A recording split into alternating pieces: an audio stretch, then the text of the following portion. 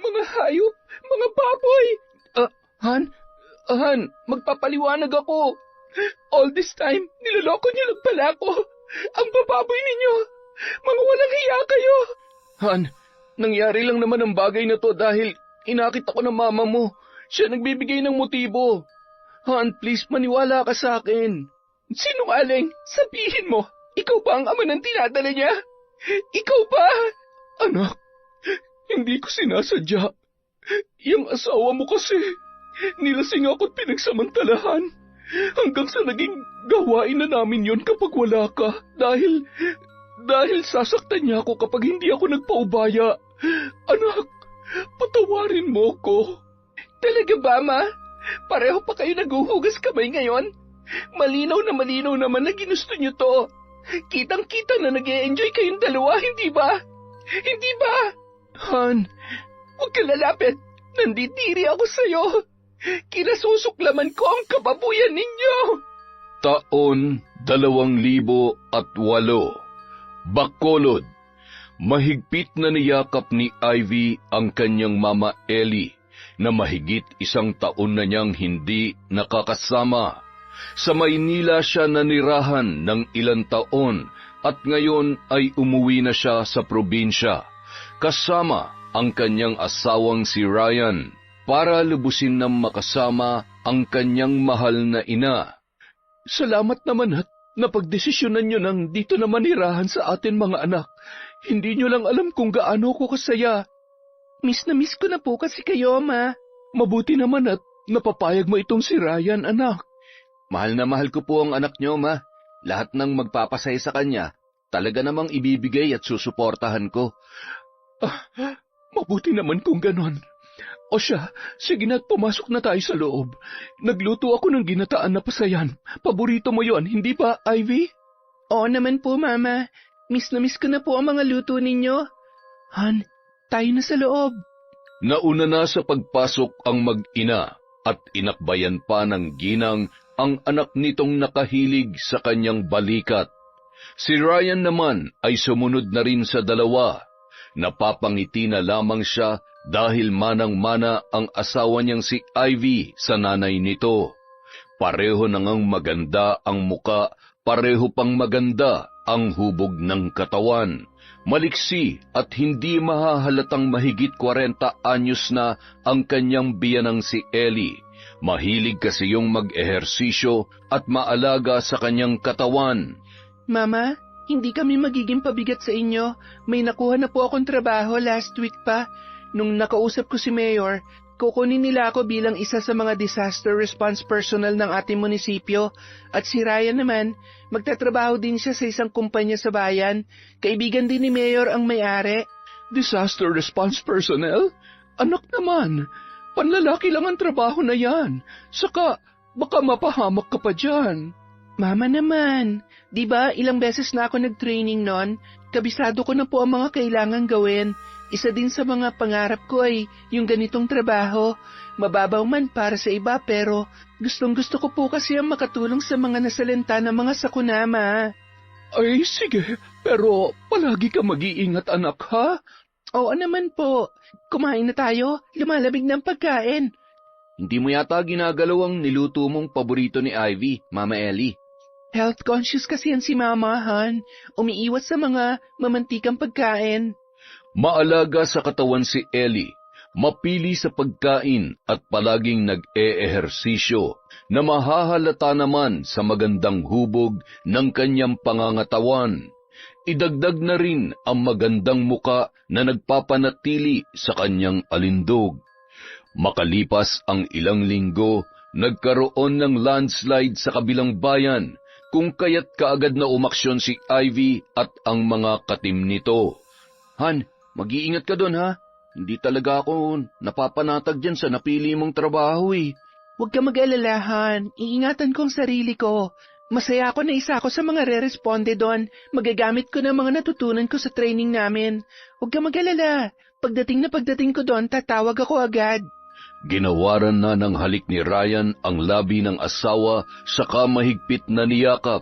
Nakangiti namang lumapit sa kanilang dalawa si Ellie. Mag-iingat ka sa unang sabak mo sa operation na yan, anak, ha? Kumalas naman sa pagkakayakap si Ivy sa asawa saka bumaling sa kanyang ina. Ma, habang wala ako, kayo na munang bahala sa asawa ko, ha? Sabi kasi ng mga kasamahan ko, baka abutin ng ilang araw ang pananatili namin dun sa nasalanta ng landslide. May mga huhukayin pa po kasi. Huwag ka mag-alala. Ako ang bahala sa kanya. Gabi na nang makauwi si Ryan galing sa trabaho. Pagod siya at medyo kumakalam na rin ang kanyang sikmura. Medyo nahihiya pa siya sa kanyang biyanan dahil hindi naman sila ganoon ka-close. Oh Ryan, dumating ka na pala. Kanina pa kita hinihintay para sabay na tayo maghapunan. Nauna na lang po sana kayo, ma. Nakakahiya naman po sa inyo. Naku, wala nang hiya-hiya. Halika na't baka lumamig pa ang pagkain. Ganadong kumain ang lalaki sa mga inihanda ng kanyang biyanan. Napagtanto niya na masarap talaga yung magluto. Manang-mana roon ang kanyang asawa. Sa loob ng 2 araw, si Ellie ang nag-aasikaso kay Ryan.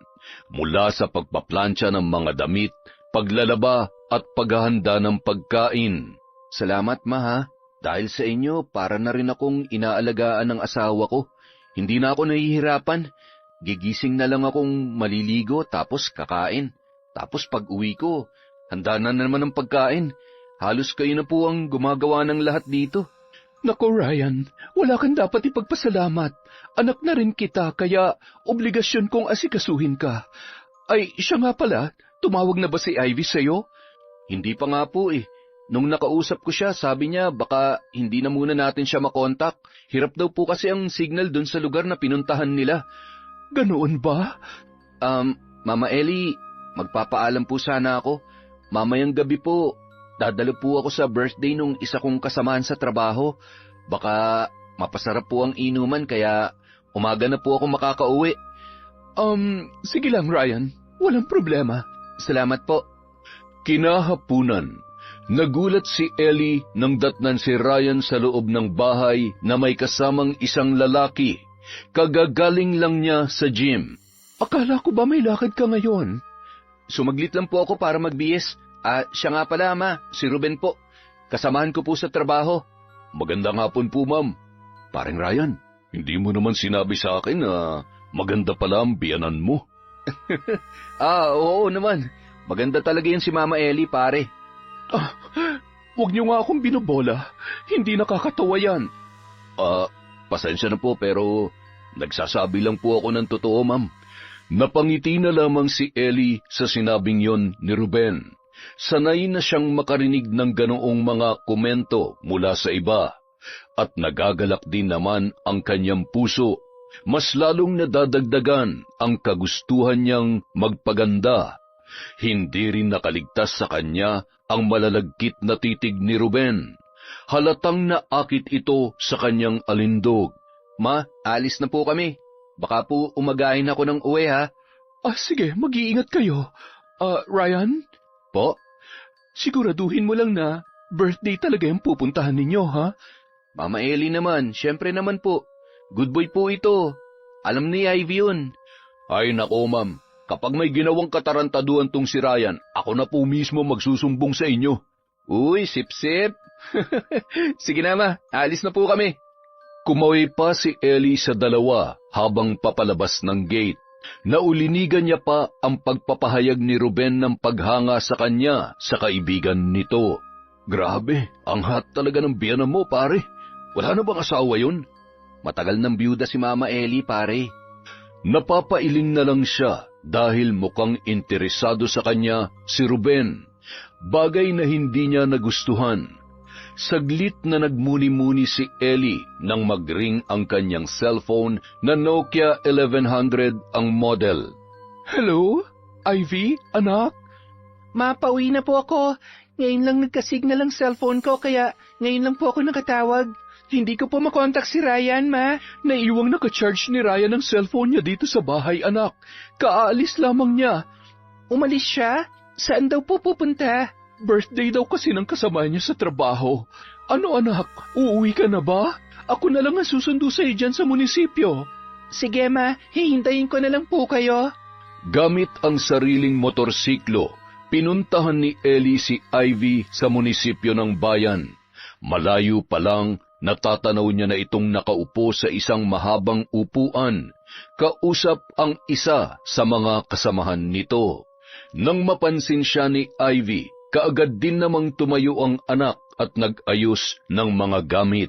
Mukhang pagod na pagod ka, anak ka. Oo nga po pero ayos lang ma. Ang importante tagumpay ang mission namin at ligtas na nakalikas yung mga residente doon. Nahukay na rin yung mga natabunan ng gumuhong lupa. Mabilis na sumampa sa motorsiklo si Ivy at pinaharurot naman kaagad ng kanyang ina ang pagmamaneho. Masayang nagkwentuhan ang dalawa. Tuwang-tuwang isinasalaysay ni Ivy sa kanyang ina ang mga ganap sa kanilang trabaho, na nawiwili rin naman sa pakikinig sa kanya. Ang sarap talagang sumakay sa motorsiklo mo, ma. Para akong lumilipad. Ang bilis mo kasi magpatakbo. Kung hindi ka lang sana huminto sa pagpapractice mo noon, magaling ka na ring rider ngayon. Ewan ko ba, ma? Simula nung natumba ko at nagkasugat sa tuhod, parang nawalan na rin ako ng ganang matuto sa pagdadrive. Na-trauma na yata ako. Mas gusto ko na lang na umaangkas na lang ako. Ma, naiihi na po ako. Tamang-tama. Magpapagas lang din ako sandali. May gasoline station dyan sa malapit.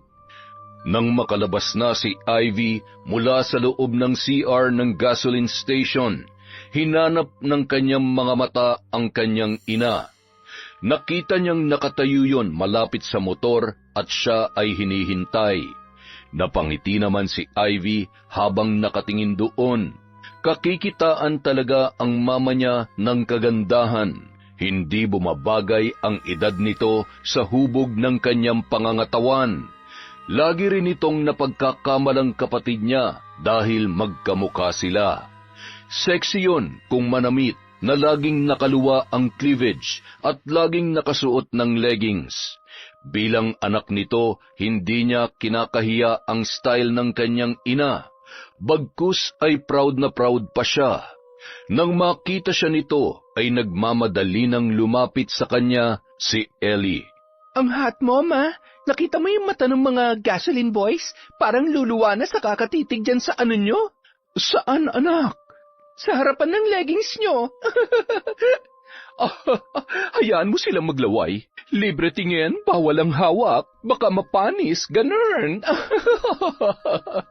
Hay nako, napakapilya nyo talaga. Wala naman kasi akong paki sa kanila, anak. Dito ako komportable Tsaka, hindi ako nagsusuot ng ganito para magpapansin sa iba. Ganito lang kasi talagang style na nakahiyangan ko. Nahihiya ka ba, anak? Kinahihiya mo ba ang estilo ni Mama?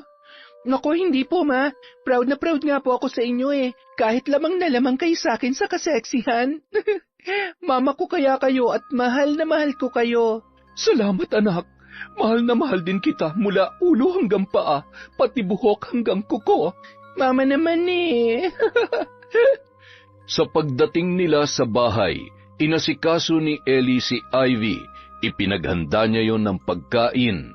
Si Ivy naman dumiretso sa kwarto para magbihis at panandali ang umidlip. Gabi na nang magising si Ivy, bumaba siya dahil sa kumakalam na ang kanyang sikmura. Hindi na kita ginising, anak. Alam ko na pagod ka. Kakain ka na ba? Iinitin ko na ang sabaw. Ma, anong oras daw po ba uuwi si Ryan? Naku, baka bukas pa, anak. Ayos lang ba sa'yo? Ayos lang po. Ang importante, mag-enjoy siya doon. Hindi ko naman siya pinagbabawalan sa mga ganyan. Malaki ang tiwala ko sa kanya, ma. Naku, anak, payo lang. Huwag mong ibibigay ang 100% ng tiwala mo. Mag-iwan ka rin ng konting porsyento ng pagiging mapagmatsyag at mausisa. Alam mo naman ang mga lalaki, may pagkapilyo ang mga yan. Iba po sa kanila si Ryan, ma. Kilalang kilala ko na po siya. Alam kong hindi niya ako lolokohin. Aba, subukan niya lang. Talagang makakatikim siya sa akin. Bandang 3:00 na ng madaling araw nang makauwi si Ryan. Pagpasok nito sa silid nila ay nabigla pa ang lalaki sa pagkakitang nakahiga ang kanyang asawa sa kama. Matuling lumipas ang mga araw, Napapansin na ni Ellie ang napapadalas na pagdalaw ni Ruben sa kanilang bahay. Isang araw. Magandang araw, Ellie. Oh, Ruben, napadaan ka. Wala dito si Ryan. Namasyal kasama si Ivy. Hindi naman si Ryan ang sadya ko. Ikaw ang dinadalaw ko, Ellie. Dinadalaw? Wala naman akong sakit Alam mo, Ruben, mas matanda ako ng ilang taon sa'yo, kaya naman pwede mo akong tawaging Tita Ellie. Hindi yung basta Ellie lang. Aba, parang nanay mo na kaya ako. Wala akong pakialam sa agwat ng edad natin, Ellie. Ang alam ko lang, ang nararamdaman ng puso ko para sa iyo ay totoo. Walang halong pagkukunwari. Ano? Ano bang pinagsasasabi mo dyan? Mahal kita, Ellie. Hindi mo ba nahahalata yun? Mahal? Nagpapatawa ka ba? Ha, Ruben? Handa kong patunayan ang pagmamahal ko sa'yo. Sabihin mo lang gagawin ko. Ellie, simula nung nakilala kita, hindi mo na ako pinapatulog na maayos. Lagi kang dumadalaw sa panaginip ko, gabi-gabi. Hindi naman kita minamadali. Handa akong maghintay.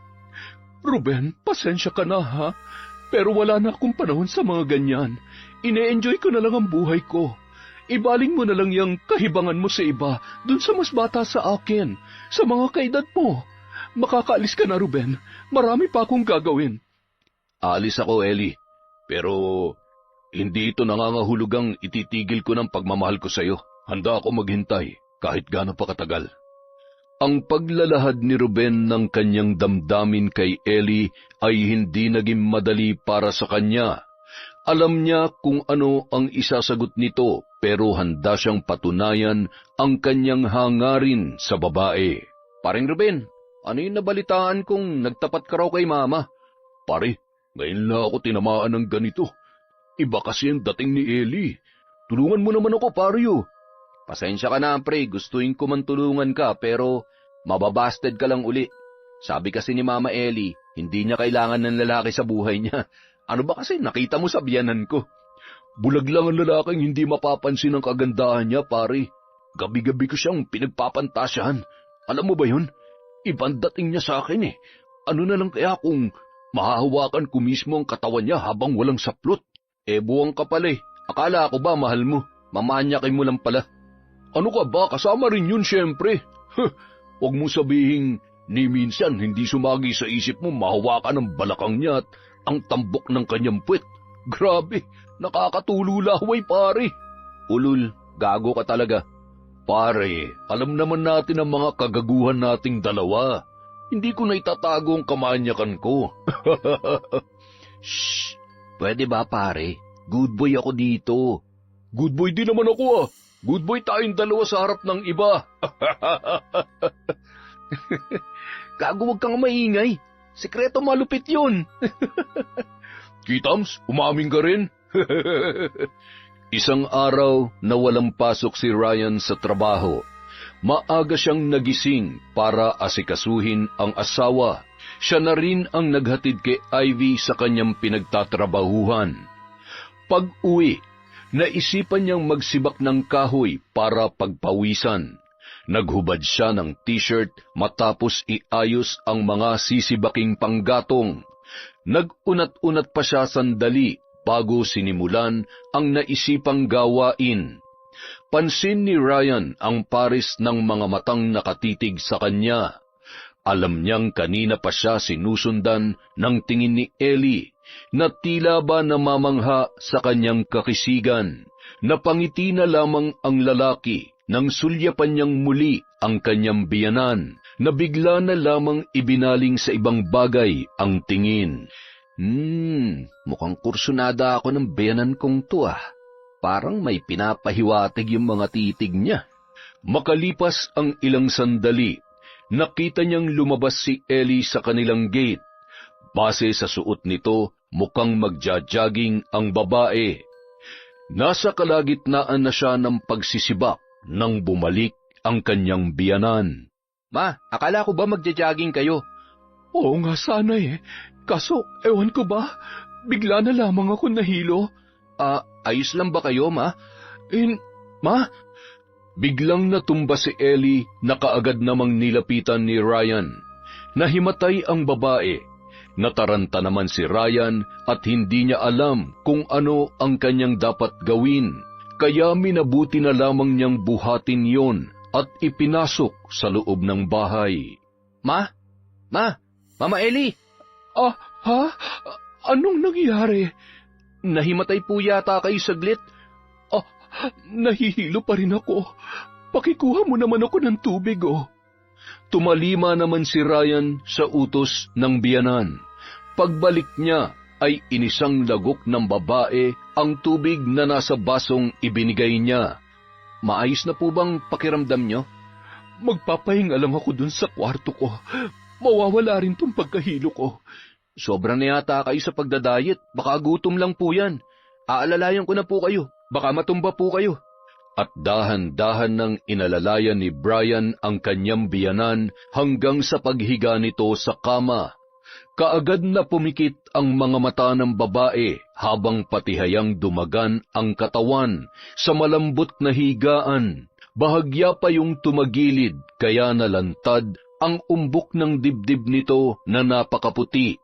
Nakasuot kasi yon ng V-neck na t-shirt. Hindi mapigilan ni Ryan na titigan ang maamong muka ni Ellie, hanggang sa bumaba ang kanyang tingin sa matambok noong dibdib. Napatitig pa siya sa bumabakat na suot nitong leggings, hanggang sa napalunok na lamang ang lalaki. Biglang nag-init ang kanyang pakiramdam. Agad siyang lumabas sa silid ng kanyang biyanan. Pumasok agad sa banyo at doon ay pinakawalan ang rumaragasang init mula sa kanyang kalooban. Lintik, nakaisa ka sa akin, Mama Elia. Ginising mo, natutulog na si Junior. Sa kanilang pananghalian, ipinagluto ni Ryan si Ellie. Hinatid niya pa sa kwarto ang pagkain na yun. Ma, kain na po. Saka inumin niyo na rin tong gamot na binili ko. Pampawala po yan ng hilo. Nagpasalamat naman sa kanya ang babae. Walang kaalam-alam si Ellie na pinagpapantasyahan na siya ng kanyang manugang. Isang araw, muling nagkaroon ng emergency. Kailangang manatili ni Ivy sa evacuation area ng mga nasalanta ng bagyo sa Karatig Bayan. 1 linggo o higit pa ang pananatili niya doon. Paano ba yan, Han? Mukhang matatagalan bago tayo makabuo nito. Lagi ka kasing umaalis eh. Tapos pagod ka rin lagi. Gusto ko na magkaroon ng anak, Han. Ako rin naman. Kaso sa uri ng trabaho ko, talagang hindi tayo gabi-gabi magkakatabi sa pagtulog. Alam mo naman, di ba? Kailangan kami kapag ganitong may emergency. So, paano ba yan? 2 gabi na akong hindi nakaka-score dahil dyan sa buwan ng dalaw mo, tapos 1 linggo ka pang mawawala? Han naman, alam kong pangangailangan mo. Huwag ka mag-alala. Pagbalik ko, babawi ako sa'yo, ha? Promise, ako lahat ang gagawa. Hihilata ka lang, okay? Ano pa nga bang magagawa ko? Mag-iingat ka doon, Han, ha? I love you. I love you more, Han. Samantala, kagagaling lang ni Ellie sa bahay ng kanyang kumare nang madatnan niya si Ruben at Ryan na nagiinuman sa kanilang likod bahay. Magandang hapon, Ellie. Ma, dito na muna kami magpapalipas ng oras ni paring Ruben, ha? Napaaga po ang out namin. Wala kasing overtime. Buti pa, Ellie. Samahan mo na lang kami dito para naman makapagkwentuhan tayo. Sige ba? Total, wala na rin naman akong gagawin. Yun! Oh, sa'yo na tong shot na to. Agad-agad? Kararating ko lang Hindi ba pwedeng huminga? Welcome shot mo lang yan. Sige na nga, hindi naman ako tumatanggi sa grasya. Sa bawat pagtagay na ginagawa ng tatlo, mas lalong lumalalim ang kanilang mga kwentuhan. Napuno sila ng tawanan hanggang sa nagkayayaan pa na magkantahan. Pumasok sila sa loob ng bahay at doon ay binuksan ang karaoke. Nag-e-enjoy ang tatlo, papalit-palit sa paghawak ng mikropono habang damang-dama ang kinakanta, hanggang sa nauwi na sa sayawan. Pare, 10:00 na pala. Curfew na. I-off na natin ang karaoke. Baka masita pa tayo ni Kapitan. Uuwi na rin ako, paring Ryan. Ellie, baka hinahanap na ako sa bahay. Ay, sige pare, hindi na kita pipigilan. Baka hindi na naman tumigil sa pagtatalak yung ate mo. Sasabihin na naman nun na pasaway akong kapatid. May sakit na nga si nanay, puro pag-inom pang inaatupag ko. Sige na, mauna na ako ha. Ingat ka sa pagmamaneho, Ruben. Siyempre naman, Ellie, para sa'yo, iingatan ko ang buhay ko. Ay sus, ang corny mo.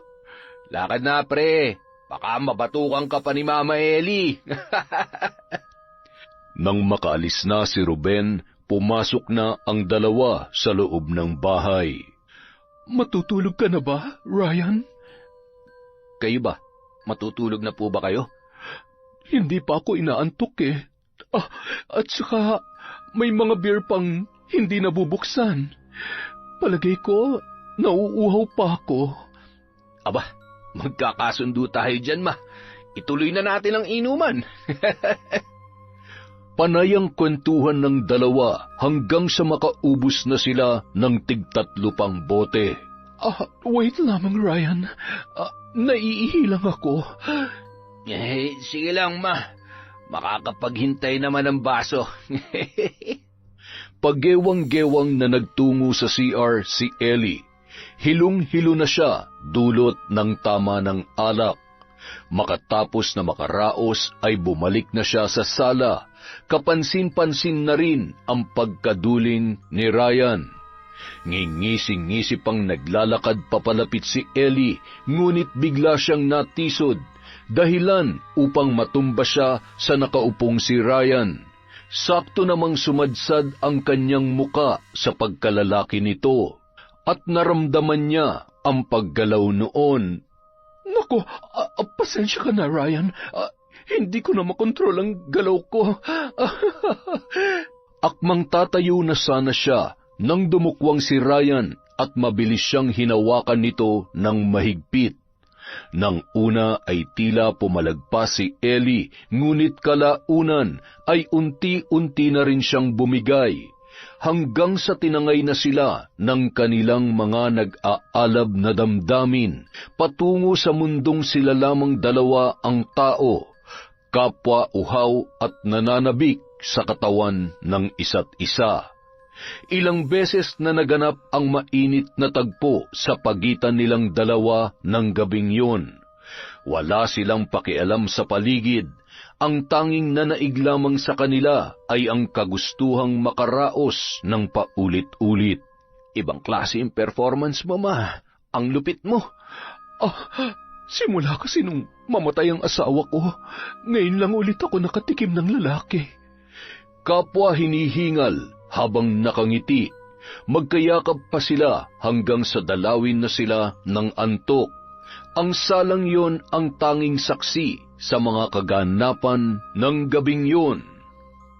Kinabukasan, nagising si Ellie na masakit ang kanyang ulo.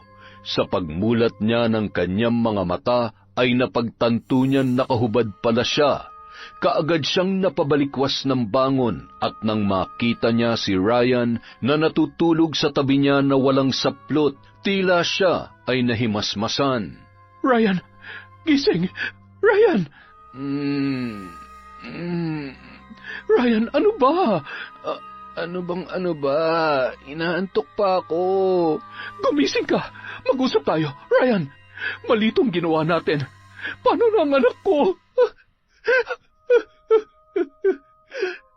Ang OA mo naman, Mama Ellie. Pareho nating ginusto yung nangyari. Pwede ba huwag ka nang umiyak-iyak dyan? Hindi to dapat malaman ni Ivy. Hindi niya ako mapapatawad kapag nalaman niyang... Relax ka lang. Siyempre, hindi niya to malalaman kung mananahimik tayo. Kasalanan mo to eh. Kayo ni Ruben. Kung hindi niyo lang sana ako niyayang uminom. Para ka naman teenager niyan, ma. Nakakatawa ka. Anong kasalanan ko eh? Ikaw nga tong grabe makalampaso sa alaga ko. Tumahimik ka nga. Nandidiri ako sa atin. Saan ka ba nandidiri? Dito? Ha? Tingnan mo nga oh. Buhay na naman siya. Halika nga rito, ma. Tigilan mo ako, Ryan. Hindi yan nakakatuwa. Ano ba? Sandali lang, nakikiliti ako. Huwag mo na munang isipin si Ivy. Tayong dalawa lang nga nandito, oh. Solong-solo natin tong bahay. Pagbigyan mo na ako, ma. Huwag dito. Doon tayo sa kwarto ko. Ang sarap naman ng almusal ko ngayon. Ito yung almusal na talagang gustong-gusto ko eh. Napakapilyo mo. Halika nga rito. Sa araw-araw na lumipas, ganoon na ang naging sistema ng dalawa. Parang sila na ang mag-asawa. Lagi nang maagang umuwi si Ryan dahil naghihintay sa kanya si Ellie na handang-handang makipagbembangan kahit saang sulok ng kanilang bahay. Maging sa harapan ng salamin ay hindi nila pinapalampas ang init ng kanilang katawan. Kung saan gaganahan ay aarangkada ang dalawa. Samantala, habang nasa trabaho, lumapit si Ruben kay Ryan. Iba ang aura mo ngayon, pare ah. Parang ang liksi mong kumilos. Naghahanda lang, pre. Malapit na kasing umuwi si Mrs. eh. Alam mo na. Pare, ilakad mo naman ako sa biyanan mo para magka-love life na rin ako. Alam ko namang ibang pakay mo kay Mama Ellie, pare. Huwag mo na lang ituloy. Ibaling mo na lang sa iba yan. Bakit naman? Akala ko ba boto ka sa akin para sa kanya? Alam mo kasi, pare, ang kailangan ni Mama Ellie, lalaking siseryoso sa kanya. Hindi yung gagawin lang siyang parausan. Pero kung gusto mo talaga, ligawan mo siya na maayos. Malay mo, pumayag naman. Gagawin ko talaga yan, pare. May nakapagsabi din sa akin na ibang klase yung galawan ng mga single mom. Yung tipong hahanap-hanapin mo. Basta gawin mo lahat para mapasagot mo siya, pare. Para naman maisakatuparan mo na yung pinaka-aasam-asam mong kamanyakan sa kanya. Samantala, may isang matandang babae ang biglang natumba sa evacuation center na kinaroroonan ni Ivy. Mabuti na lamang at mabilis niyang nasaluyon kaya hindi nabagok ang ulo. Nay, ayos lang po ba kayo? Pasensya ka na, Ineng. Bigla lang kasing nalabo ang paningin ko eh. Huwag na po muna kayo maglakad-lakad. Nanghihina pa po ang katawan ninyo. Hali po kayo dito. Aalalayan ko po kayo hanggang sa higaan ninyo. Dumugo na naman ang sugat ninyo, oh. Sandali lang po at papalitan natin yan ng bandage. Ang bait mo naman, Ineng. Ano nga pala ang pangalan mo? Ako po si Ivy. At kayo naman po si Nanay Libya. Hindi po ba? Oo, Libya nga ang pangalan ko. Mabuti na lang at dumating kayo dun sa baryo namin. Kung hindi, baka wala na ako ngayon sa mundo. Marami po ang namatay dahil sa bagyo. Hanggang ngayon nga po, hindi pa nakikita ang ilang mga bangkay na nawawala. Nanay Libya, may pamilya po ba kayo? Wala na. Mag-isa na lamang akong naninirahan sa maliit kong kubo. Ngunit ngayon, wala na akong mauuwian dahil mukhang tinangay na ng malakas na agos ng tubig. Nakaramdam ng awa si Ivy sa matanda. Paano na ang magiging takbo ng buhay nito kung wala na ngang mauuwian? May awa po ang Diyos, Nay. Hindi niya po kayo pababayaan. Alam mo, Ineng, noon pa man ay hindi ko na nararamdaman ang pagmamahal ng sinasabi mong Diyos. Pinabayaan niya na ako. Pinarusahan kahit wala naman akong ginagawang kasalanan. Ano po ang ibig niyong sabihin? Simula pagkabata, nabuhay na ako sa masalimuot na mundo. Walang pagmamahal. Lagi akong sinasaktan ng sarili kong pamilya. Kaya naisipan kong maglayas hanggang sa nakilala ko ang asawa kong si Canor. Biniyayaan kami ng anak. Akala ko ay dun na mapuputol ang aking kasawian dahil mula nung dumating sila sa buhay ko, naging masaya ako, naging kumpleto. Pero Sa hindi inaasahang pagkakataon, kinuha silang dalawa sa akin. Nagkasakit sila at hindi na nalunasan, kaya nauwi sa kanilang kasawian. Walang paglagyan ng sakit na naramdaman ko noon, at magpahanggang sa ngayon ay dala-dala ko pa rin ang hinanakit sa Panginoon. Hindi na itago ng matanda ang nararamdaman sa pagkukwento ng mapait na nakaraan. Napaiyak na lamang ito. Ang nahahabag naman na puso ni Ivy ang nag-udyok sa kanya para yakapin ang matanda. Ikinalulungkot ko po ang nangyari. Hayaan niyo po, hanggang nandito ako, hindi ko po kayo pababayaan, Nay. Salamat, Ineng. Maraming salamat sa iyo. Mayroong naganap na pagpupulong sa pagitan ng team ni Ivy. Makalipas ang 1 linggong pamamalagi nila roon, ipinaalam sa kanila na pwede na silang umuwi. Pero kung may gustong magpaiwan ay mas makabubuti naman. Mas pinili ni Ivy ang manatili pa sa evacuation center. Kailangan niyang alagaan pa si Nanay Libya. Mahina pa rin kasi ang matanda at ayaw niyang iwan yon sa ganoong sitwasyon. Napamahal sa kanya ang matanda. Araw-araw naman siyang tumatawag sa asawa't ina para mangumusta. At sa araw ding yon, ipinaalam niyang hindi na muna siya makakauwi dahil sa marami pa siyang dapat asikasuhin. Hindi pa raw makakauwi si Ivy, Ryan. Oo nga, nabanggit niya rin sa akin kanina. Di mabuti. Mas mapapaligaya pa natin ang isa't isa. Nakukonsensya na ako sa anak ko. Ako rin naman kaso hindi ko mapigilang mahumaling sa iyo, Ma. Mas mahal na nga yata kita kaysa sa kanya. Siya nga pala, liligawan ka raw ni Ruben. Sasagutin mo ba siya? Lokong to? Siyempre hindi. Aba, dapat lang. Dahil akin ka lang. Akin ka lang. Ang bango mo naman. Bagong paligo, Always naman ako mabango. Mas pinabango ko lang ang sarili ko ngayon kasi alam ko na mamimiss mo ako. Ilang oras ka rin nasa trabaho kaya alam ko na hindi ka na makapaghintay. Siyempre naman. Mamaya na tayo maghapunan, ha? Ibang gusto kong kainin ngayon At lumipas pa ang 1 linggo. Ang mga residenteng naging biktima ng bagyo ay nakabalik na sa kanilang baryo. Si Nanay Libya naman tinulungan ng lokal na pamahalaan para mapatayuan ng kubong masisilungan. Sa tulong na rin ni Ivy.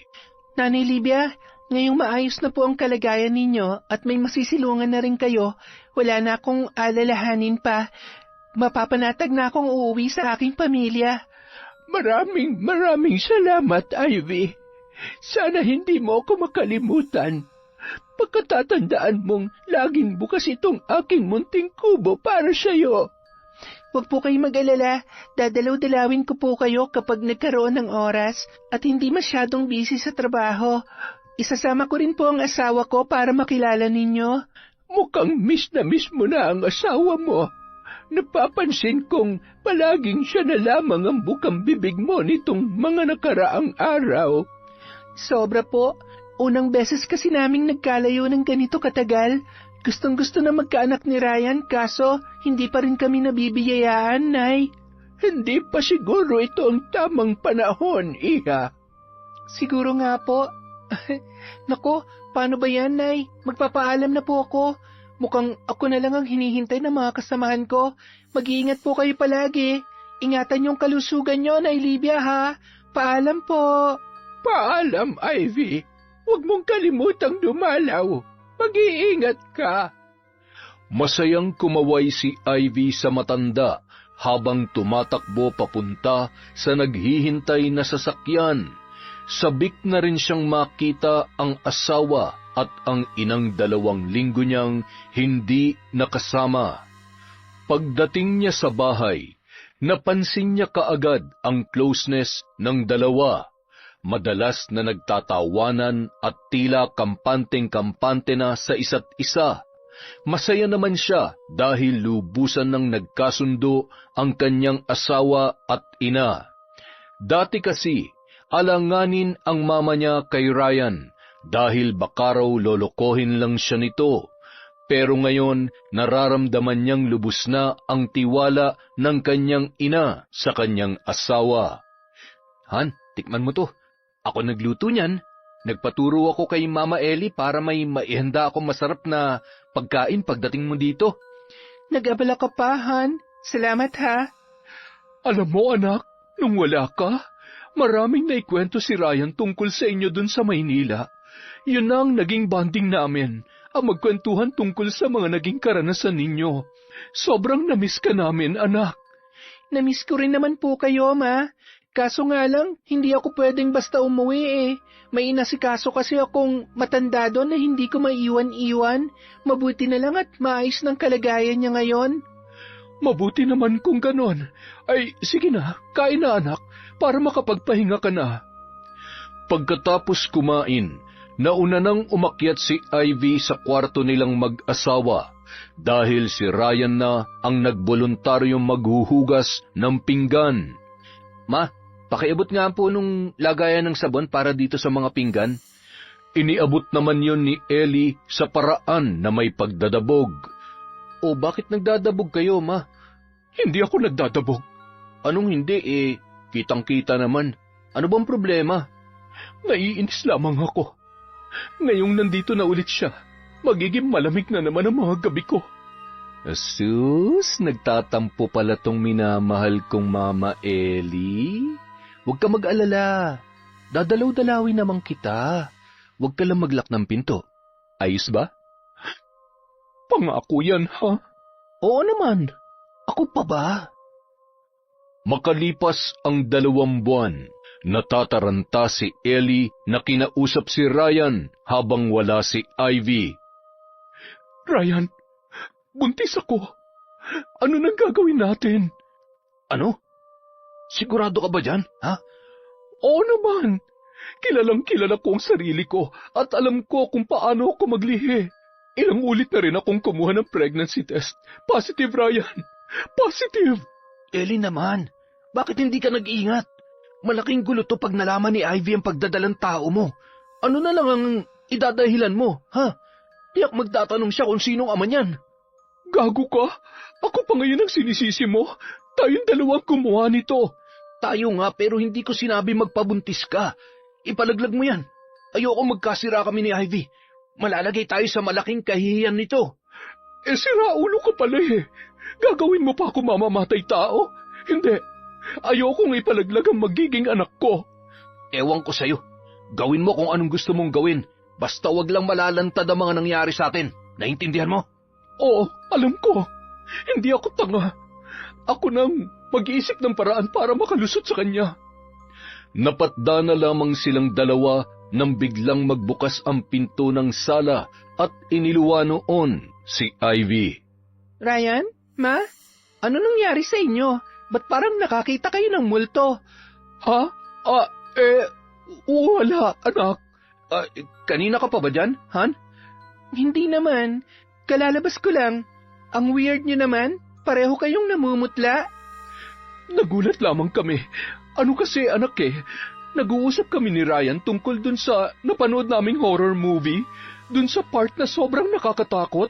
Tapos biglang nagbukas yung pinto, kaya nagulat kami pareho. At tama yun, Han. Alam mo naman, matatakutin ako sa mga multo. Kailan ka pa nagsimulang manood ng horror movies, Han?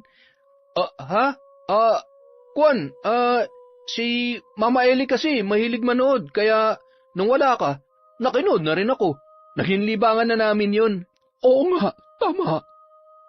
Isang gabi, nagising si Ivy na wala si Ryan sa kanyang tabi.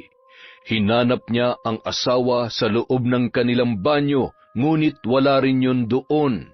Sa pagbukas niya ng pinto sa kanilang silid, narinig niya ang malakas na tunog mula sa telebisyon. Pinakinggan niya yung mabuti at napagtantong mukhang horror movie ang nakasalang. Han?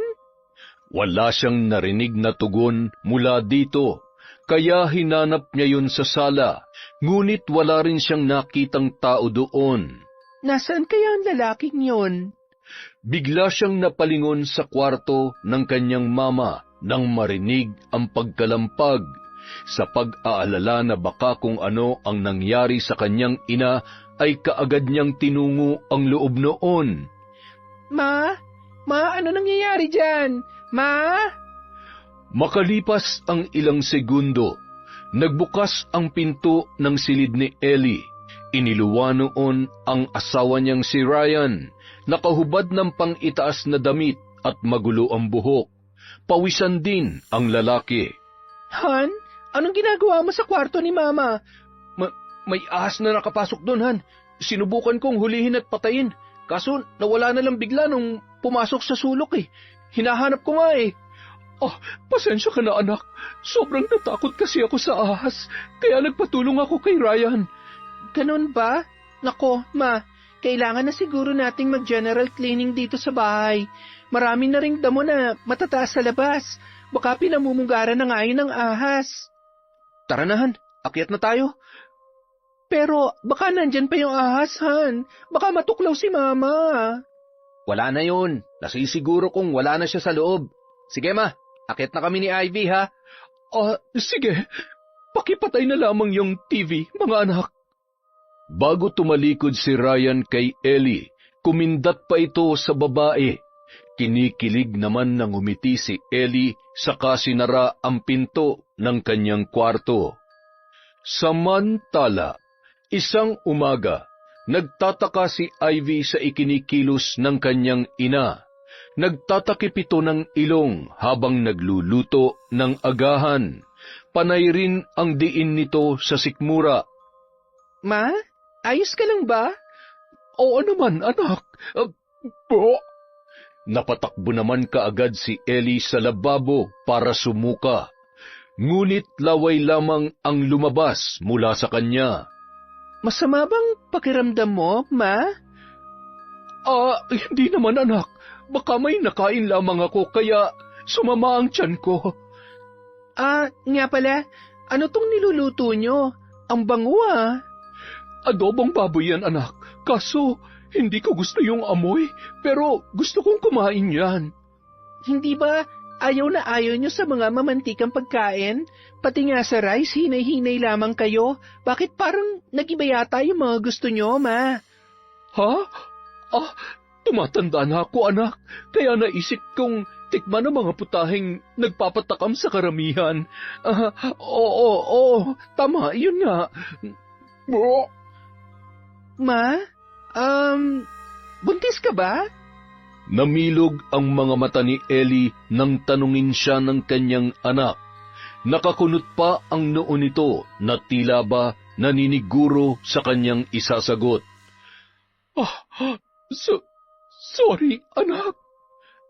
Sinong ama? Wala ka naman pinapakilalang boyfriend sa amin. Pasensya ka na, Ivy. Hindi ko pa pwedeng sabihin sa ngayon. Masyadong komplikado ang bagay na ito. Han, ang bango naman ng niluluto nyo. Amoy na amoy sa loob ng bahay at sobrang nakakatakam. Bakit? May problema ba? Nakalukot yata yung mga mukha ninyo. Buntis si Mama, Han. Buntis? Bahagyang sinipat ni Ryan si Ellie at pinukulan ng masamang tingin. Maiintindihan niyo naman ako kung hindi ko muna ipapaalam sa inyo kung sinong ama nitong dinadala ko. Hindi ba, mga anak? Pero Ma, pamilya tayo. Anak mo ko. Karapatan kong malaman kung sino. Han, unawain na muna natin si Mama.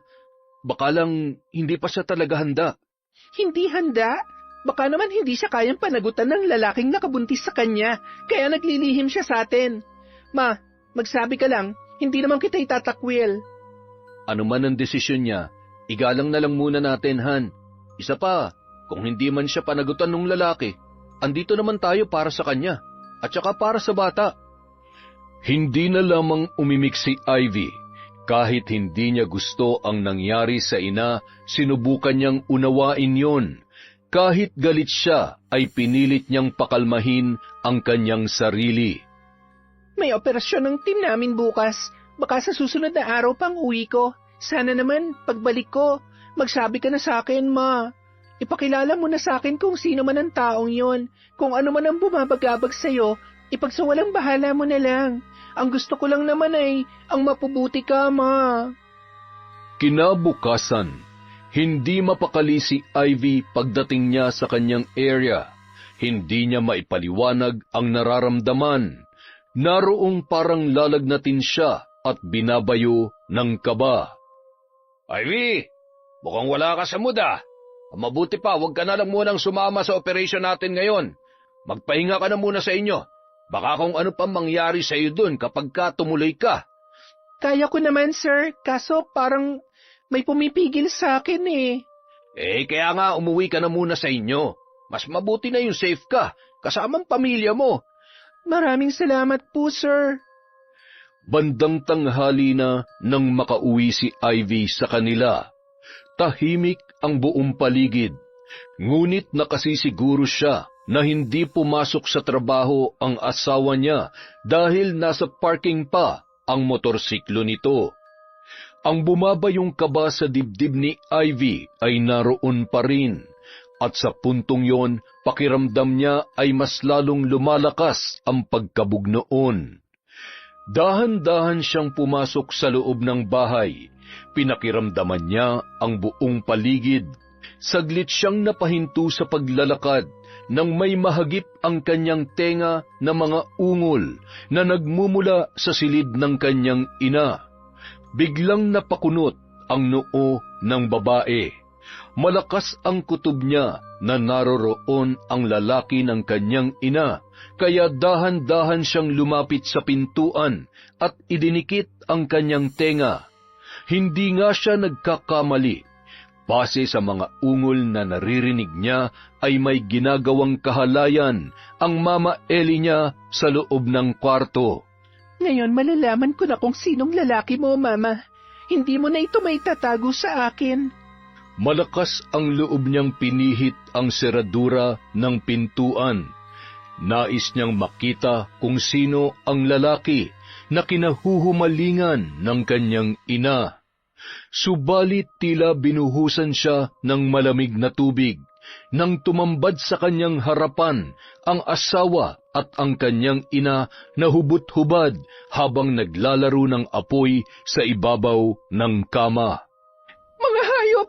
Mga baboy! Han, magpapaliwanag ako! All this time niloloko niyo lang pala ako! Ang bababoy niyo! Mga walang hiya! Han, nangyari mga bagay nito dahil inakit ako ng mama mo. Siya nagbibigay ng motibo. Han, please, maniwala ka sa akin! Umigkas ang palad ni Ivy sa mukha ni Ryan. Isang malakas na sampal ang gumulantang dito. Sinungaling! Sabihin mo! Ikaw ba ang ama ng dinadala niya? Ikaw ba? Anak, hindi ko sinasadya. Yung asawa mo kasi, nilasing ako at pinagsamantalahan. Hanggang sa naging gawain na namin kung wala ka. Dahil sinasaktan niya ako kung hindi ako magpapaubaya. Anak, patawarin mo ko. Talaga ba, Ama? Pareho pa kayo naghuhugas kamay ngayon? Malinaw naman na ginusto niyo to. Kitang-kita naman na nag-e-enjoy kayong dalawa, hindi ba? Hindi ba? Han! Huwag kang lumapit! Nandidiri ako sa inyo! Kinasusuklaman ko ang kababuyan ninyo! Malakas na ibinalya ni Ivy ang pintuan, habang naiwan naman ang dalawa sa loob na nakatigagal. Katulad sa mga nag-uunahang mga luha ni Ivy, ang bilis ng kanyang paghakbang papalayo sa kanilang bahay. Parang pinagsakluban siya ng langit at lupa nung mga sandaling yun. Tuloy-tuloy lang ang kanyang paglalakad habang napupuno ng matinding sakit ang kanyang damdamin. Nang makakita ng isang punong kahoy, huminto siya roon upang sumilong sa lilim. Wala siyang pakialam sa mga dumaraang sasakyan, maging sa mga taong napapatingin sa kanyang gawi. Humahagulhol siya ng husto, habang yakap-yakap ang sariling nakaupo sa malaking ugat ng puno. Hindi niya alam kung ano ang gagawin. Wala siya sa matinong pag-iisip para payapain ang sarili na parabang nakakulong sa loob ng isang kahon at hindi alam kung paano lalabas. Nasasadlak siya sa kadilimang hatid ng matinding pagdurusa, puot at paghihinagpis. Hindi niya alam kung ilang oras na ang inilagi niya sa ilalim ng punong yun. Ngunit nang mapagtantong sumasapit na ang takip silim, nagpasya na siyang puntahan si Nanay Libia sa kabilang bayan. Tanging ang matanda lamang ang naisip niyang taong makakapitan niya sa sitwasyon na yun, dahil alam niyang handa yung makinig at dumamay sa kanya. Ivy, salamat naman at napadalaw ka, anak. Nay! Oh, anong nangyari? Halika sa loob. Pag-usapan natin kung ano yung pinagdaraanan mo ngayon. Kasabay ng masaganang luha, ikinwento niya sa matanda ang lahat ng kanyang natuklasan. Inilahad niya kung gaano siya nasasaktan dahil sa kataksilan ng kanyang sariling ina at asawa. Ngayon ko lang po napagtagni-tagni ang lahat, Nay. Minsan ko na silang nahuli pero napaniwala nila akong may nakapasok lang na ahas sa kwarto ni Mama. Kaya nandoon din sa loob si Ryan. Ang tanga-tanga ko. Ahas pala ni Ryan na nakapasok sa butas ni Mama. Umiyak ka lamang, anak. Ibuhos mo lang ang lahat ng sakit na nararamdaman mo para makapag-isip ka ng maayos kung ano ang magiging sunod mong hakbang. Nang gabing yon, si Nanay Libia ang naging kandungan ni Ivy. Ang lahat ng gusto niyang sabihin sa asawa at sa ina ay sinabi niya sa matanda. Inilabas niya ang lahat ng kanyang sama ng loob sa pamamagitan ng pag-iyak at pagsigaw. Habang si Nanay Libia naman nakikinig lang sa kanya, panay hagod sa kanyang likuran.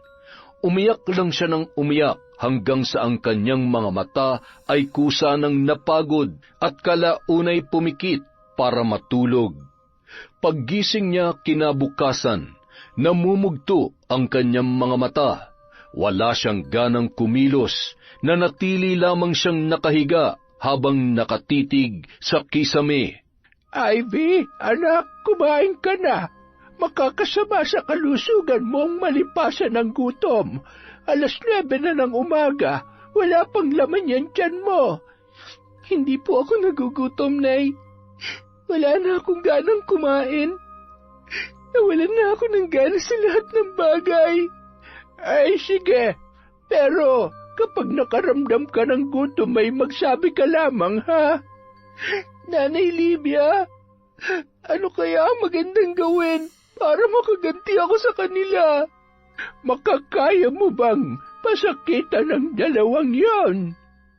Walang kapatawaran ang ginawa nila sa akin. Sobrang sakit. Sarili kong inaahas ang aking asawa.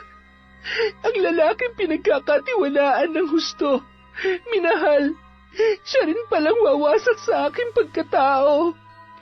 Kung ako man ang nasa sitwasyon mo ngayon, hinding-hindi rin ako makakatulog. Kung hindi ako makakaganti, paano sila magagantihan, Nay? Para maranasan nila ang sakit na pinalasap nila sa akin. Nadudurog ang puso ko kapag nakikita kitang umiiyak ng ganyan. Parang tunay na kitang anak. Huwag ka mag-alala.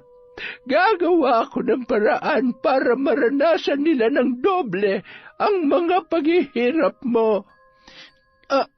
Ano po yun? Paano po? Ako na ang bahala. Sa ngayon, magpalakas ka nang sa ganun ay makita mo ang kanilang pagbagsak. Samantala, nagtatalo naman sina Ryan at Ellie sa loob ng bahay dahil sa mga nangyari. Kung hindi ka lang sana nangati kahapon, hindi sana malalaman ni Ivy ang namamagitan sa atin. Ako pa talagang idiniin mo? Bakit? Sino ba sa atin ang naunang nagmalinis? Hindi ba ikaw?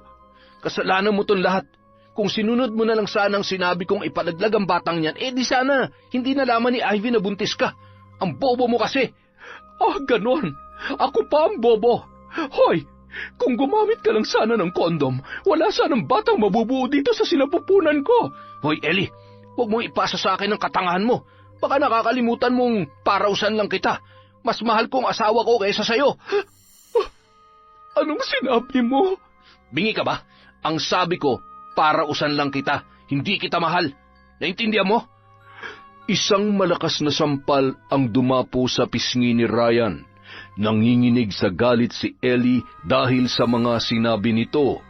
Buong akala niya ay siya ang pipiliin ng lalaki. Dahil sa makailang ulit na siya nitong sinabihang mahal na mahal siya, higit pa kay Ivy. Walang hiya ka! Pinaasa mo lang pala ako. Bakit? Sino ba ang siseryoso sa'yo? Akala mo ba may magmamahal ng totoo sa isang matandang katulad mo? Kahit pa sabihin maganda ka at sexy, hindi mo pa rin mapapabata ang edad mo. Umiiyak si Ellie habang binabayo ng suntok ang dibdib ni Ryan.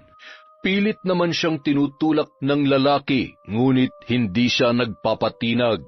Sa galit ni Ryan dahil sa mga pinaggagawa niya rito, napagbuhatan siya nito ng kamay. Pinagsusuntok siya ni Ryan at makailang ulit na tinadyakan. Ngayon, malinaw na ba sa'yo? Na kahit kailan hindi kita pipiliin? Katawan mo lang ang habol ko. Hindi ko pinangarap na bumuo ng pamilya kasamang isang matandang katulad mo.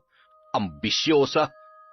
Wala nang nagawa pa si Ellie nang lisanin ni Ryan ang kanyang pamamahay.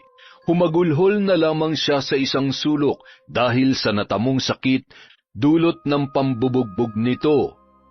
Patuloy pa rin sa pagtatrabaho si Ivy.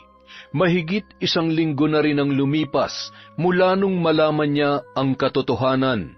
Sa tuwing wala silang importanteng operasyon, kay Nanay Libya siya umuwi. Ilang beses na rin siyang dinalaw ni Ryan doon, pero hindi niya binibigyan ng panahon upang makausap ang lalaki. Nitapunan ng tingin ay hindi niya rin ginagawa. Ivy, lumabas ka na riyan. Wala nang asawa mo. Alam mo, Ivy, kung ano man ang inyong problema, pag-usapan yung dalawa. Hindi makakatulong kung lagi ka na lang iiwas at magtatago. Sir, malaking kasalanan niya sa akin. Hindi ko pa pwedeng i-share sa inyo. Masyadong komplikado ang sitwasyon namin. Basta, hindi ko siya mapapatawad sa ginawa niya. Ako ay nagpapayo lamang naman. Nasa iyo naman ang pagpapasya. Siya nga pala. Kumusta na ang mama mo? Nagkasabay kasi kami noon nakaraan. Nagpa-check up kasi yung apo ko. Tapos, nakita ko mama mo. Ang dami niyang pasa at may black eye pa. Pasa? Black eye? Oo, hindi mo ba alam? Natahimik na lamang ang babae dahil sa tinuran ng kanyang kasamahan. Kung ganon, totoo kayang sinasaktan ni Ryan si Mama? Napagpasyahan ni Ivy na magmasid sa kanilang bahay. Nagtanong-tanong din siya sa ilang mga kapitbahay tungkol sa kanyang mama. Iisa lang ang sagot na nakuha niya sa mga yon. Mag-isa lang si Ellie sa kanilang bahay. Minsan na lang lumabas at wala nang nakakakita pa kay Ryan na umuuwi roon. Dahil sa kanyang nabalitaan, nakaramdam ng kaunting kirot sa puso si Ivy para sa kanyang ina. Kung hindi na nakatira doon si Ryan, ibig sabihin, iniwan na nito ang kanyang mama. Pero may sumagi sa kanyang isip na baka planado lang ng dalawa ang lahat upang hindi maghinala ang kanilang mga kapitbahay, para hindi sila lubusang mapahiya. Sa pag-uwi niya kay Nanay Libya, muli niyang inusisa ang matanda tungkol sa sinabi nito nung nakaraan. Nanay Libya, paano ko po sila magagantihan?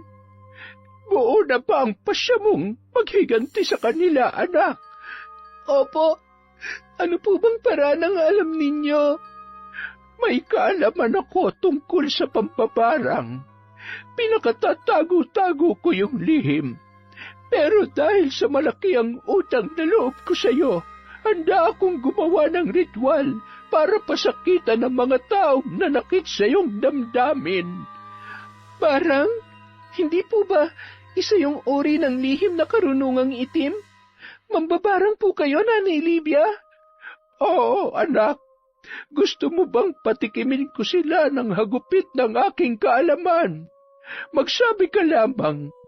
Sa katunayan, may ginawa na ako para parusahan ng asawa mo. Wala na siyang mapapasukang trabaho. Buo ang loob na sumang-ayon si Ivy sa matanda. May mga bagay na hiningi ito sa kanya para tumalab ang sumpa ng barang sa kanyang mga bibiktimahin. Bukas na bukas, Tinay. Magdadala ako ng mga larawan nilang dalawa.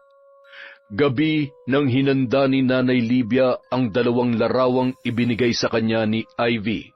Nagkulong siya sa loob ng kanyang silid na nababalot ng itim na tela.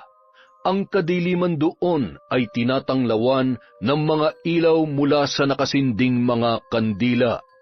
Si Ivy naman, nasa labas lamang naghihintay na matapos ang matanda sa ginagawa nitong ritual. Makalipas ang 1.5 oras, lumabas na si Nanay Livia, nakangiti na lumapit kay Ivy. Makakaganti ka na rin sa wakas, Ivy. Maghihirap muna sila hanggang sa bawian ng buhay.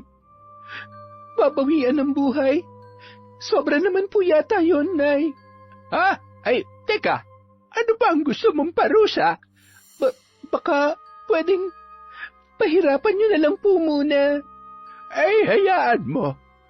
Magbubukas ulit ako ng panibagong ritual para bawiin ang parting yon ng sumpa ko. Gagawin ko kung ano man ang nais mo, anak. Samantala, impit na napahiyaw si Ellie nang makaramdam ng matinding pananakit ng kanyang ulo. Hindi niya maipaliwanag ang sakit na nagmumula sa ilalim na parabang nabibiyak yun. Hindi na niya mabilang kung ilang beses siyang dumaing at sumigaw. Nang hihina na siyang nagpagulong-gulong sa sahig habang nakahawak ang 2 kamay sa kanyang ulo. Humalo na rin ang kanyang mga pawis sa mga luha na naglalandas sa kanyang muka. Sa kabilang banda, sa inuupahang silid ni Ryan ay makikita ang mga bote ng alak na nagkalat sa sahig. Kasalukuyan siyang nakikipag-usap sa kanyang kaibigan na si Ruben. Ibang klase rin pala yung kapilyuhan mo, pare. Pati biyanan mo, tinira mo.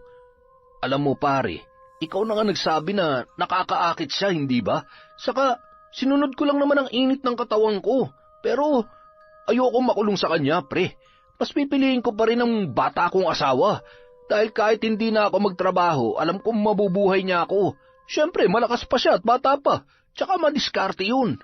Kung hindi lang kita kaibigan, nabatukan na kita eh. Alam mo namang kursunada ko yung biyanan mo. Pero, nangyari na nangyari. Ano nang plano mo ngayon? Gusto kong magkabalikan kami ni Ivy, pare. Wala naman akong babalikan pa sa Maynila. Saka, kailangan ko siya. Lalo na ngayon, natanggal na ako sa trabaho. Wala akong ipon, pre. Lubog pa sa utang. Saan ako kukuha ng pambili ng mga luho ko?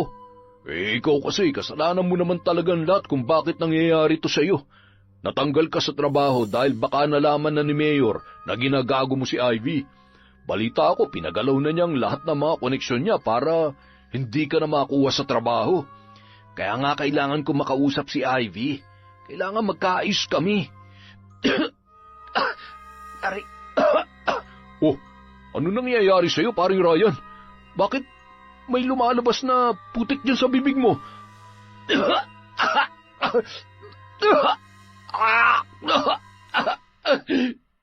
Sa bawat pag-ubo ni Ryan ay bumubulwak ang putik sa kanyang bibig. Maitim at malagkit ang mga putik. Hindi alam ni Ruben kung ano ang kanyang gagawin. Nataranta siyang dinaluhan ang kaibigan, ngunit napapaatras dahil sa pagtalsik ng putik. Napapatakip na lang siya ng ilong dahil nalalanghap niya ang nakakasulasok na amoy noon. Ilang oras din ang itinagal ng ganoong senaryo nang hihinang napasandal si Ryan matapos ang nakakapangilabot na tagpong yun.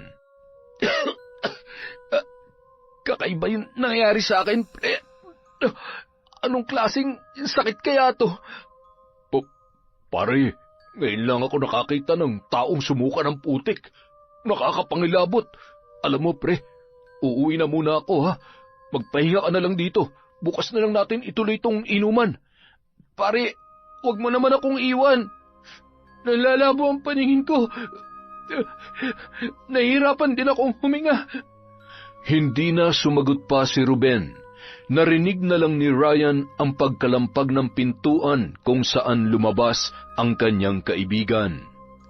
Kinabukasan, abala sa pag-aayos ng mga gamit si Ivy sa kanyang pinagtatrabahuhan nang mapansin ang paglapit ng kanyang ina. Hindi niya sana kikibuin yun, kaya kaagad siyang naghanap ng paraan para makaiwas. Subalit kaagad na humarang ang ginang sa kanyang daraanan. Anak, mag-usap naman tayo, oh. Akmang lalagpasan niya na sana ito, ngunit hinawakan siya ng babae ng mahigpit. Anak, alam kong nagkasala ako sa iyo at sobra akong nagsisisi sa mga nagawa ko. Ang unang nangyari sa amin ni Ryan ay bunga lang ng tama ng alak. Kinausap ko siya, sabi ko, mali ang nagawa namin. Pero, imbis na magsisi siya, inulit-ulit pa niya ang kasalanan yon. Siyempre, sa pahintulot ko rin. Hindi ko ito sinasabi sa iyo para magmalinis o kung ano pa man. Ang gusto ko lamang ay malaman mo ang katotohanan. Pilit na pinipigilan ni Ivy ang namumuong luha sa kanyang mga mata habang nakikinig sa mga sinasabi ng kanyang ina. Akala ko minahal niya ako. Ilang ulit din niya kasing sinabi yon. Ilang ulit na ipinadama sa akin na espesyal ako para sa kanya at nakahihigit sa iyo. Hanggang sa nahuli mo kami at doon ko nalaman na isa lang pala akong parausan para sa kanya. Dahil ikaw pa rin ang pinipili niya, anak. Sinaktan niya ako. Nadurog ang puso ko sa pag-iwan niya sa akin. Siguro karma ko na rin yon dahil sa panloloko ko sa sarili kong anak. At saan mo naman nakuha mga pasa at lakay mo? Na nakita ng kasamahan kong nakasabay mo dun sa ospital. Si Ryan, siya may gawa noon. Binugbog niya ako para ipamukha sa akin na isa lang akong laruan para sa kanya at hindi dapat seryosohin. Mabuti na lamang at hindi naapektuhan ng baby ko. Sinasabi mo ba yan para makuha mo ang kapatawaran ko?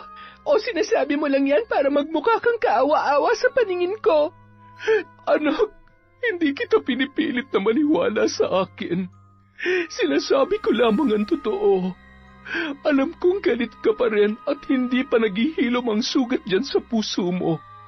Ang gusto ko lamang, malaman mo ang katotohanan, anak, na isa lang akong biktima ni Ryan. Napaikot niya ako sa kanyang mga palad. Napaniwala sa matatamis niya mga salita na akala ko ay totoo. Pinagsisisihan ko ang nagawa kong panloloko sa iyo, Ivy. Kung wala ka nang sasabihin, makakaalis ka na. Marami pa akong gagawin. Laylay ang mga balikat ni Ellie na lumisan sa harapan ni Ivy. Alam niyang hindi pa siya kayang patawarin ng nag-iisa niyang anak. Habang tinatanaw ang inang papalayo, tila mayroong kumirot sa puso ni Ivy, dahilan upang mag-unahang tumulo ang mga luhang kanina niya pa pinipigilan. Bakit mo nagawa sa akin to, Ma? Bakit? Habang nag-aabang na masasakyan si Ivy, natanawan niya ang pamilyar na motorsiklong humaharurot ang takbo papunta sa kanya. Gusto niyang iwasan yon, ngunit huli na ang lahat dahil nasa tapat niya na ang lalaki at mabilis na bumaba si Ryan sa kanyang sinasakyan. Han, kausapin mo naman ako. Sige na, gusto ko magkaayos tayo.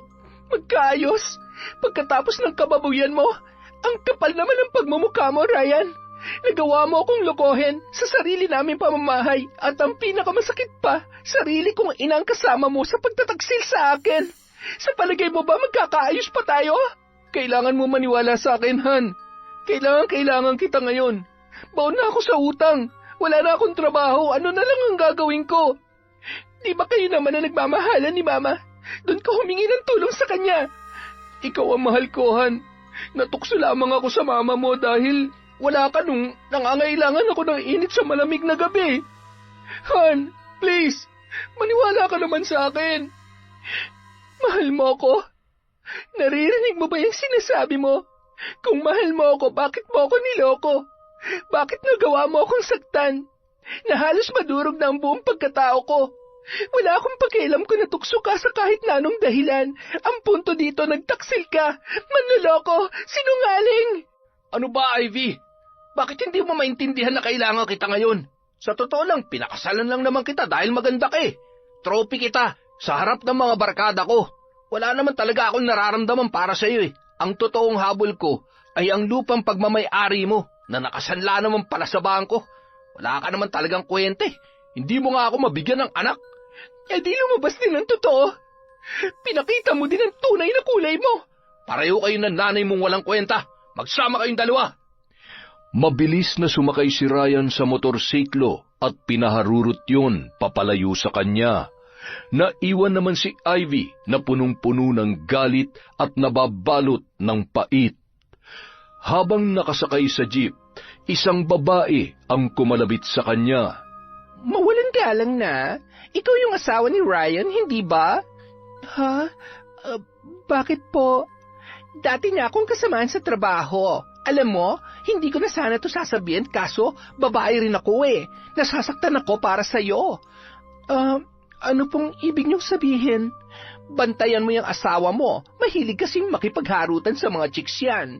Nakita ko na rin kasi siya minsan na pumasok sa motel kasama nung isang kasamahan namin.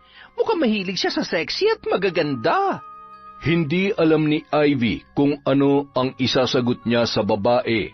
Ngayon niya lang napatunayan na dati na pala siyang niloloko ng kanyang asawa kasama ang ibang mga babae. Samantala, Anak, namumugto ang mga mata mo. Anong nangyari? Nanay Livia, kinasusuklaman ko si Ryan. Gusto ko siya magdusa hanggang sa mamatay siya. Namumuhi ako sa kahayupan niya. inilahad ni Ivy ang lahat ng kanyang mga nalaman sa matanda habang patuloy ang kanyang pagluha. Nalugmok siya ng husto dahil sa sakit na dulot ng kawalang hiyaan ni Ryan. Tahimik lang na nakikinig si Nanay Livia, ngunit hindi rin nakaligtas sa mga mata ni Ivy ang galit na nararamdaman nito para sa lalaki. Humanda siya. Ngayong gabi, dadanasin niya ang sakit na walang katumbas. Isusumpa niya ang araw na isinilang pa siya sa mundo. Ang kasawian ng iyong puso ay siya ring kasawian ng kanyang buhay. Ipaparanas ko sa kanya ang parusang nagmumula sa isang mambabarang. Samantala, muling nagpakalunod sa alak si Ryan. Hindi niya alam kung paano lulutasin ang kanyang problema sa pera. Wala na nga siyang pantustos sa kanyang bisyo ay nawalan pa siya ng pag-asa na magkabalikan sila ni Ivy. Ryan, tanga-tanga mo. Bakit ka ba nagpadala sa bugso ng damdamin? Sabi mo tuloy kay Ivy ang lahat. Oh, ano ka ngayon? Ha? Sino na mag-aon sa iyo sa pagkabaon sa utang? Matapos sermonan ang sarili, tinungga ni Ryan ang bote ng alak Nagsindi rin siya ng sigarilyo at hit-hit buga ng paulit-ulit. Siraulo ka talaga. Hoy, bakit bigla na brown out, ha? Sa gitna ng dilim, naramdaman ni Ryan na parang binuhusan siya ng maraming maliliit na insekto sa buong katawan. Nangati siya ng husto na halos mapagulong na sa sahig dahil doon. Damang-dama niya ang paggapang ng mga insektong hindi niya makita kung anong uri. Pinagpag niya ang sarili ng paulit-ulit, ngunit tila hindi naman nababawasan ang mga insektong nanalasa sa kanya. Bisit! Ano na naman ang mga to? Wala siyang tigil sa pagpagpag nang biglang bumalik ang ilaw. Kaagad niyang sinipat ang sarili at napagtantong wala namang gumagapang na mga insekto. Ay, lasing na siguro ako. Ano ba itong iniinom ko, ha? Hindi na ako bibili nito, akala mo? Ay, mabuti ba makatulog na nga lang? Sa kalagitnaan ng kanyang pagtulog, biglang naramdaman ni Ryan ang marahang pagsakal sa kanya na nagdulot ng sunod-sunod na pag-ubo. Bigla siyang naalimpungatan, sapu-sapu ang dibdib na bumangon. Makaraan ang ilang saglit, suminghut-singhut siya sa paligid. Nagtataka kung bakit nakakalanghap siya ng amoy ng nasusunog na kandila. Luminga siya sa 4 na sulok ng kanyang silid para siguruhin kung may kandila nga ba roon. Ngunit wala naman siyang makita. Nanuot ang amoy noon sa kanyang ilong, dahilan upang siya ay mahirapan huminga. Leche, ba't ito nangyayari sa akin? Bakit parang...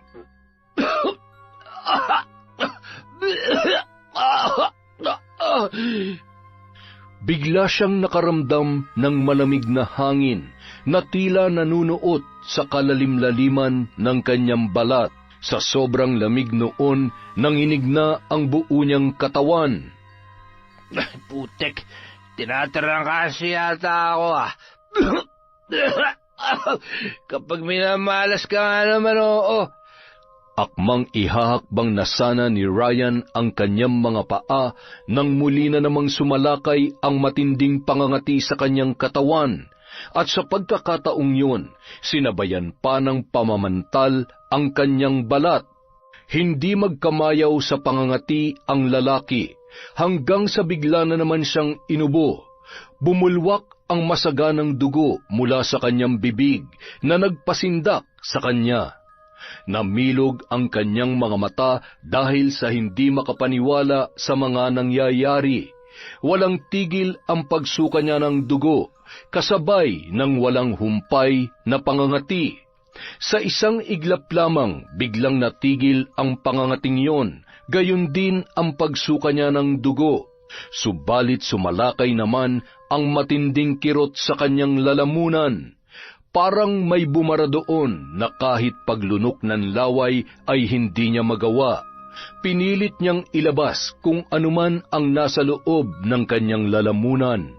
Makailang ulit niyang kinalikot ang sariling bibig para sumuka. Ilang sandali pa, naramdaman niya na lamang na parang hinihila ang kanyang dila. Napapikit siya dahil sa labis na sakit.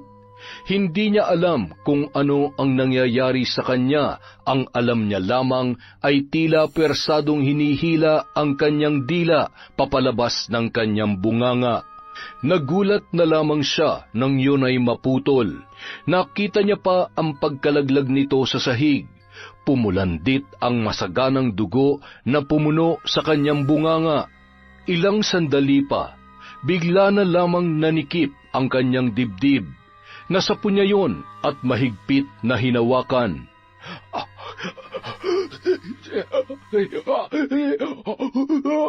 Biglang nanigas ang katawan ni Ryan. Pagkatapos ay nagkikisay. Sindak na namulagat ang kanyang mga mata hanggang sa tuluyan na siyang binawian ng buhay. Samantala, isinugod naman si Ellie sa ospital ng kanyang mga kapitbahay. Humingi na kasi ito ng tulong dahil hindi na niya makayanan pa ang matinding pagsakit ng kanyang ulo. Halos gabi-gabi na lang siyang napupuyat dahil doon. Sa kubo naman ni Nanay Libya, seryoso ang matandang nakaharap kay Ivy. Tapos na, anak. Tinapos ko na si Ryan. Wala na ang lalaking nagpahirap sa'yo ng gusto. Hindi ka na niya masasaktan pa. Salamat, Nay. Kahit papano masaya na ako. Patawarin mo ako, Ryan. Hindi sana tayo humantong sa ganito kung nagpakatino ka lamang. Iyak mo lamang yan. Hayaan mo magluksa ang iyong puso. Ang mahalaga ay nakaganti ka na. Nanay Libya, si Mama po. Nakatanim pa rin ang barang sa kanya, anak. Nay, maaari ko bang hilingin na pakawalan mo na siya? Sapat naman na siguro ang pagkamatay ni Ryan para makaganti ako sa kanila. Oo naman, anak. Alam mo, kahit bali-baliktarin mo man ang mundo, ina mo pa rin siya. Utang mo pa rin sa kanya ang iyong buhay. Hindi ko pa siya mapapatawad sa ngayon, Nay. Galit pa rin ako sa kanya, pero ayaw ko siyang mamatay. Madadamay pa ang nasa sinapupunan niyang wala namang kasalanan. Matuling dumaan ang mga buwan. Pinagpatuloy pa rin ni Ivy ang kanyang panunungkulan bilang disaster response personnel. Masaya siyang paglingkuran ang mga taong nangangailangan ng kanyang tulong. Hanggang isang araw, habang siya ay namamalengke, nakasalubong niya ang inang si Ellie. Malaki na ang tiyan nito. Ivy, anak? Kabuwanan niyo na ba? Ang laki na niya na. Oo, anak. Malapit na akong manganak. Mabuti naman at nagkita tayo. Kumusta ka na? Heto, pilit na bumabangon sa lahat ng mga unos na dumating sa buhay ko. Mauna na ako. May aasikasuhin pa ako. Mabilis na naglakad si Ivy. Akala niya hindi na siya masasaktan kapag nakita niya pa ang ina. Nagkamali pala siya dahil bumalik na naman ang sakit na kanyang nararamdaman noon.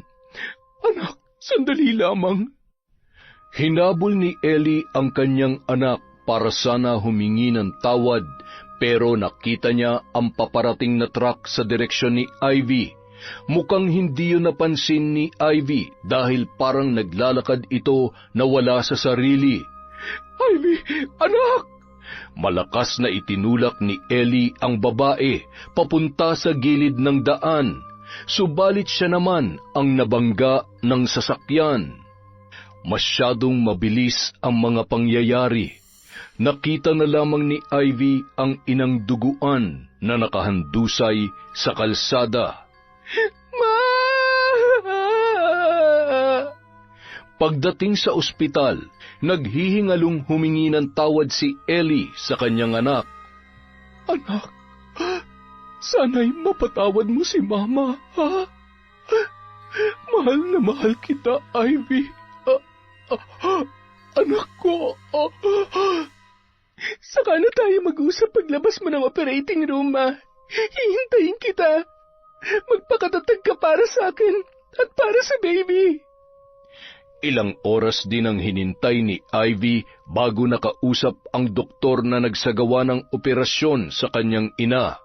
Pagkatapos ay nanlulumo siyang napaupo dahil hindi na naisalba pa ng mga doktor ang kanyang nanay. Pero nagawa naman nilang iligtas ang sanggol. Sa paglipas ng mga taon, si Ivy na ang kinilalang ina ng batang ipinanganak ni Ellie. Wala na siyang balak na ipaalam dito kung ano ang totoo nitong pagkatao. Mahal na mahal niya ang kanyang kapatid at si Nanay Libya ang naging katuwang niya sa pagpapalaki ng bata na pinangalanan niyang Ellie. Yon! Isa na naman pong malupit na kwento. Pasensya na po kayo. Marami pong ginagawa si Enteng ngayon. Sa susunod na po ang ating shoutout. Babawi po ako. Pasensya na po. Salamat. Mga hayop!